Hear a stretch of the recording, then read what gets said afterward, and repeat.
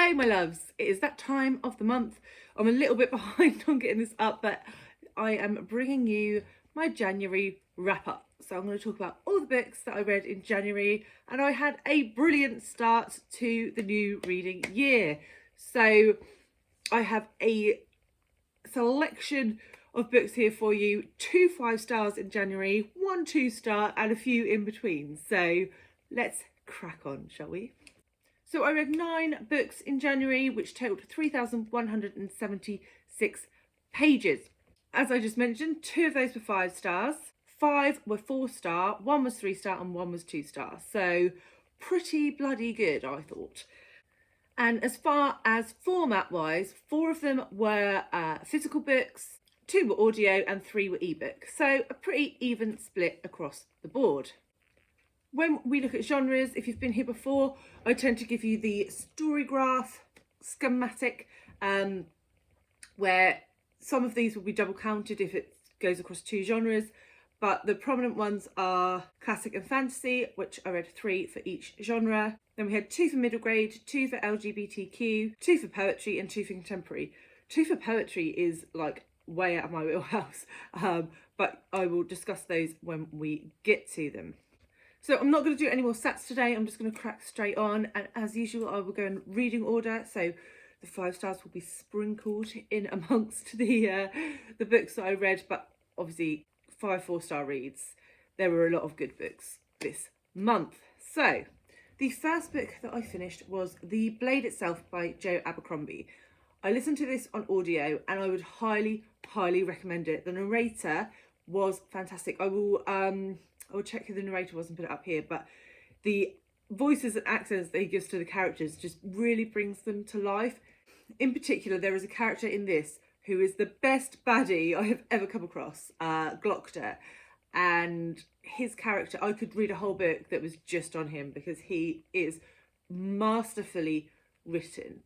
Now, this book feels almost like a prologue. It is quite chunky, it's over 500 pages, but it is all set up really. You're getting to know the characters, and Abercrombie has this amazing way of creating this really 3D, really differentiated characters throughout the book. You have multiple perspectives and he does add perspectives as you go through as well. And yeah, it's really setting up for what is to come, I expect, in books 2 and 3. So we're in a world here where there is magic, but it's not super prolific, sort of in the background, and there are tensions and wars rising between the north and the south of this world, and we are meeting people who are predominantly in the south, are fighting against, or will be fighting against, the north as these tensions rise, and the king in the north is trying to take hold of the south. I won't tell you any more about the premise, but as I said, the characters were so good. I gave this 4 stars purely because I would have liked a bit more plot, but the political intrigue, character development, world building was exceptional. So this has real potential to be 5-star going into books 2 and 3. The next book I finished was a book on my Kindle, and that is Finlay, Donovan is Killing It by Elle Cosimano. This was such a fun read. I read this with 2 of my very good friends, Tammy and Zoe, for our little mum's book club that we have, and this was exactly what I needed. I started this right off the back of finishing the Iliad in December, and man did I need it. I needed a light, funny, easygoing, fast-paced book, and this delivered on all fronts. Easy 4 stars. I have pre-ordered and now own on my Kindle the second book in this series. But yeah, I would highly recommend this to anyone who just wants to escape. It was so much fun. That we're following Finlay Donovan, who is a struggling writer who's just got divorced. Her life's fallen apart a bit because she's got 2 kids and she's like struggling financially, and single motherdom is not easy.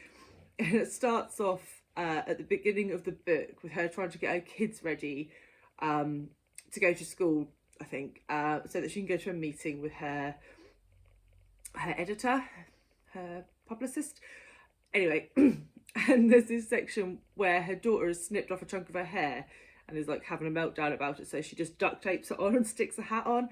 And I am that sort of mother, so it resonated quite strongly with me. And yeah, brilliant. It's not a literary masterpiece, but it was just so much fun. Highly recommend. Easy 4 stars. Next up, we have my first 5-star of the month, and you should have heard me talk about this before if you've been here before, and that is Detransition Baby by Torrey Peters. I buddy read this with the lovely Larry over at Larry Has Opinions. I will link his channel below, and we had quite a lot of fun talking about this through the first half of January. This follows 3 women, one of whom has detransitioned, so is now a man, and we just follow their life together. I did a whole review on this book, which I will link below, so you can go and check that out. I won't talk about it again here because otherwise this video will be very long, because I could gush about this till the cows come home. If you are interested in feminism, if you're interested in the trans experience, if you're interested in sort of slice of life, that sort of reading, this book is for you. Honestly, I think everybody can get something out of this, so please pick it up, because it was fantastic, and I think this has a lot of potential to be one of my best books of the year, and I'm saying that in January. The next book I finished was a book that I've been reading with my eldest son Sam, and I was hoping he would come on and review it for you, but he's decided that he's too cool for that now, and that is Nevermoor by Jessica Townsend. So Nevermoor is a middle grade book where we follow Morrigan Crow. She is a cursed child. So she is cursed to die on her 11th birthday, and all the things that go wrong around her are blamed on her because she is a cursed child. So she doesn't have the best family life, and then on her 11th birthday she is whisked off to Nevermoor by Jupiter North, and she uncovers a whole world and a found family that she never thought would be in the cards for her. This is such a heartwarming book. The subtitle is The Trials of Morrigan Crow, so she goes through a series of trials, which is well done and helps to keep the plot moving. Sam absolutely loved this, and he demanded that we buy the second one, which I have here. So we are already reading the second one, and yeah, it was just a joy to read. Highly recommend for middle grade age children, is what I was trying to say there. So Sam is 9 and this was perfect for him. I did read this to him. I think it would have been a bit much for him to read on his own, but possibly if you have higher level readers at the age of 9-10, then they would easily be able to read this on their own. So yeah, we gave this 4 stars. Next up, I finished another audiobook, and that was The Strange Case of Dr. Jekyll and Mr. Hyde by Robert Louis Stevenson. This is a classic gothic horror about Dr. Jekyll and Mr. Hyde. I think a lot of people know the story. It's set in sort of Victorian era England, and I'm not going to go massively into the plot because it's such a short book, but I was bored. The concept from remakings I've seen on television, for example, I thought this was going to be really sort of engaging and atmospheric, and I just didn't really get any of that. I just thought it was dull. I didn't like the writing style. I like everything to do with the plot happened like in the last little half an hour of the audiobook.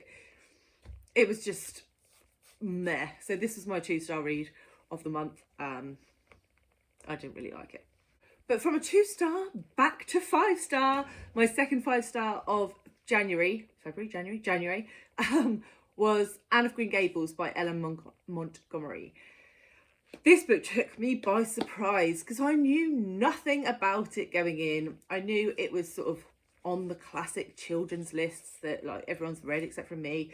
So I kind of wanted to read it. I knew it was about a little girl called Anne. I think I knew it was about her being sort of adopted into a family. That was all I knew.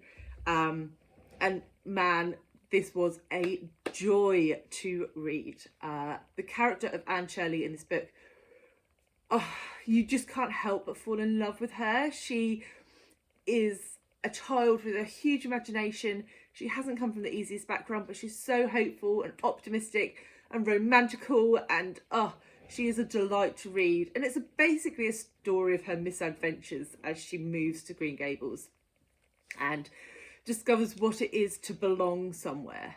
And I loved every second of it. I read this with a read-along group, the Analong group, hosted by Emily over at Novell Novels. I will link Emily's channel details below. And reading it with that group was so much fun. Everyone had such good insights into it as we were reading along, and we were all laughing together, and it was brilliant and heartwarming, and just a hog of a book. So I loved it. And the group are moving on to read the second one, Anne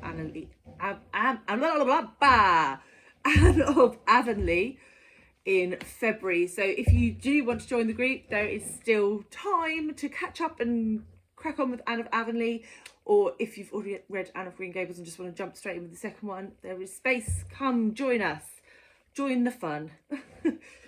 Sorry, slight change of camera angle because I was really uncomfortable, so I've just moved. So the next book I finished was The Odyssey by Homer.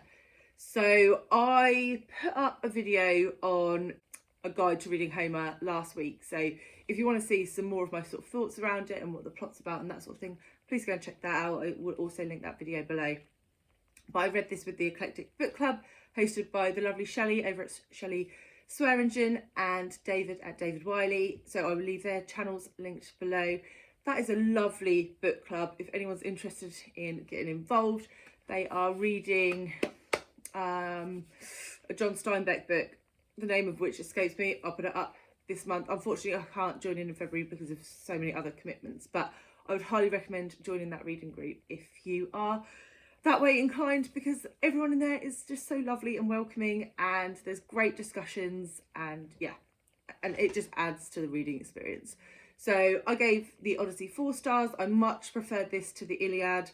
So I am team Odyssey, Shelley is team Iliad, and there are a plethora in between, but this was a much more fast-moving book, much more accessible in my opinion, and yeah, and just a stronger plotline and character building throughout, in my opinion. So yeah, really enjoyed that one. The next book I finished was a book that I read to my other son, Charlie, who is 2, and we read Now We Are 6 by AA Milne. This is a collection of poetry. So I've just been reading 1 or 2 poems to him at night to get him off to sleep. And I did read this to Sam when he was little, and I didn't really rate it. But going back now and seeing how chilled it made Charlie to read in this style, and yeah, there is something to be said for it. I'm growing into poetry maybe. The other poetry was technically the Odyssey, though I read it in prose. But yeah, we really enjoyed this. I gave this 3 stars, and yeah, highly recommend picking this up if you've got little ones. It's sort of almost like a cross between reading them a story and singing them a song at night, because it's all in rhyme. So yeah, I absolutely loved the experience of reading this to him. So that was book 8. And then the final book that I finished this month was Under the Whispering Door by TJ Klune. I read and absolutely loved TJ Klune's other book, The House in the Cerulean Sea, last year. It was just really heartwarming and found family and all those sorts of things. And this book has a lot of that. The writing style, as soon as I started reading it, it just, you could feel it was a TJ Klune, and it was a comforting read. The characters, again, were really lovable. We're following Linus was, oh, hello Rudy. We've got an addition to the review. We're following Wallace, in this one. And Wallace is a bit of an arsehole. He's focused on his career his whole life, to the detriment of other people and his relationship with them. And then he dies of a heart attack. This happens right at the beginning, not a spoiler. And he goes to a sort of way station, a purgatory of sorts, between life and death, where he has to come to terms with his death. And that place is Chiron's Crossing, this little tea shop here. And the tea shop is run by a lovely man called Hugo, and Hugo sort of teaches Wallace to love and to appreciate life and all those sorts of things. And it is lovely and heartwarming. I didn't like this as much as the Cerulean Sea. I gave this 4 stars. It was still a very good book. I just felt like the pacing was slightly off. It's sort of slowed in the middle and lagged a bit for me. And the ending wasn't how I wanted it to end. Obviously, I'm not going to say anything because spoilers. But I recently watched Ellie's review over at Bibbly Bobbly Books. I will link that video below for you. Please check it out because it's really good. And she agreed that the ending just wasn't, it didn't really fit with what the rest of the story had said. But overall, really enjoyed it, and I would recommend it if you're looking for a comforting read. And that was it. All 9 books wrapped up for you. As I said, for Detransition Baby and for the Odyssey, I have separate videos, so I will link those below for you to check. And yeah, let me know if you have read any of these, what you thought, and also what your favourite book of January was. Detransition Baby is going to have to be my number 1 for January, though Anne comes in at a close second. So let me know, what was your favourite? What should I be heading to in, well, not in February because I've already got a massive TBR, but in March, what should I head to? Thank you very much, guys. I will see you all very soon with another one. Bye.